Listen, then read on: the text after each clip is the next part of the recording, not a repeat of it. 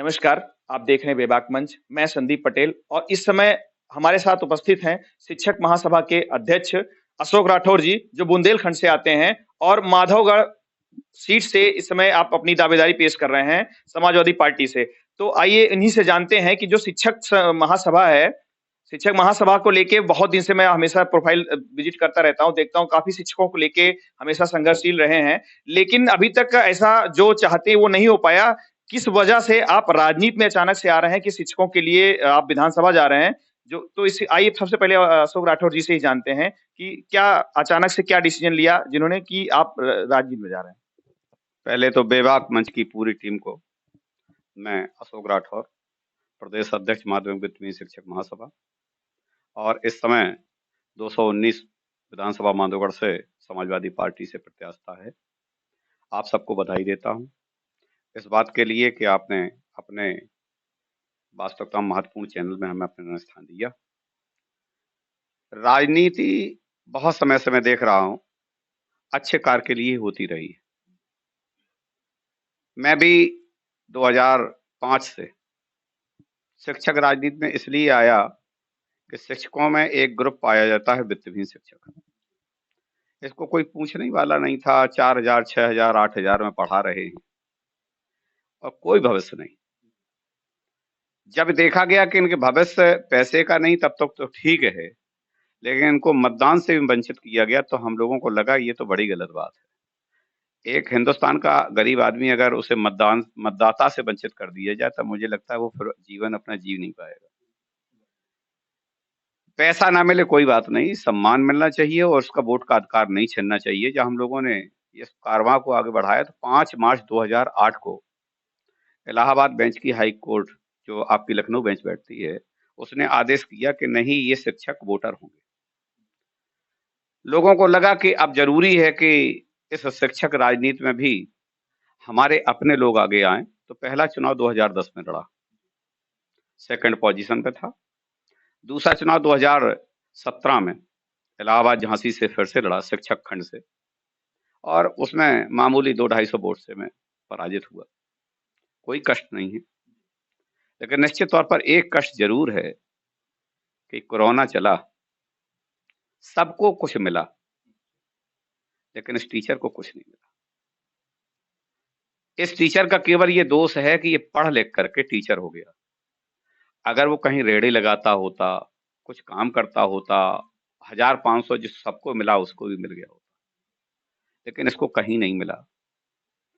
जब इन सब चीजों से बहुत विचलित थे तो एक दिन मुलाकात राष्ट्रीय अध्यक्ष जी से, अखिलेश जी से हुई।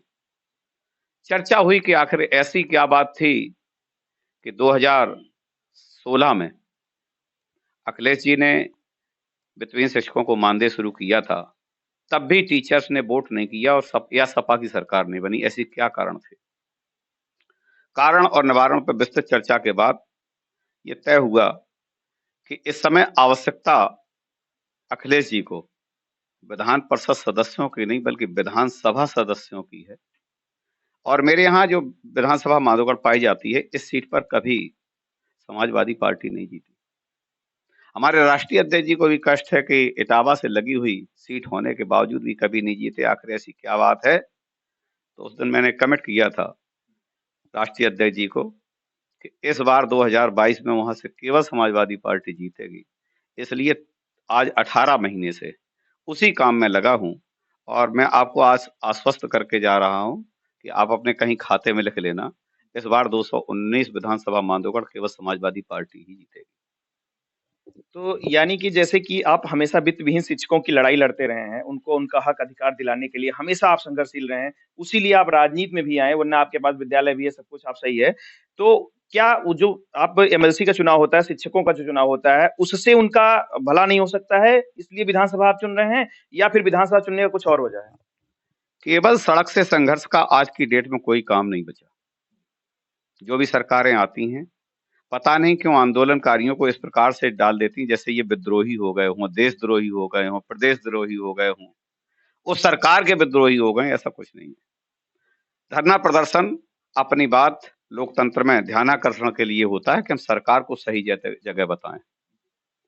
लेकिन जब कोई सुनता ही नहीं है तो आपने भी देखा होगा कि हम लोग कहते थे सड़क से लेकर सदन तक संघर्ष करेंगे। हम लोग महसूस करते हैं कि सड़क पर अब लाखों की भीड़ जमा नहीं की जा सकती है और सदन में एक आदमी ही लाखों का प्रतिनिधित्व कर सकता है। विधान परिषद में सभा से जब बात उठे तो विधान परिषद में मजा आता है। इसलिए हमें लगा कि विधान परिषद की जगह अगर विधानसभा से हम इन शिक्षकों की, मजदूरों की, बेरोजगारों की बात सदन तक ले जाएंगे तो निश्चित तौर पर उनका भला होगा। तो इन मजलूमों की, मजबूरों की बात उठाने के लिए इस समय विधानसभा का चुनाव हमने किया है। यानी कि आप मानते हैं राजनीति का बहुत बड़ा रोल होता है किसी भी विशेष वर्ग के लिए, किसी वर्ग के विकास के लिए। यानी जो ये संघर्ष हम रोड पे करते हैं, अब वो रोड वाला संघर्ष सुनने वाला कोई नहीं रह गया। तो या पिछली सरकारें ऐसा करती थी या इस जो भी 4-5 साल सरकार जो चली है बीजेपी सरकार, इसने ये ज्यादा घातक किया?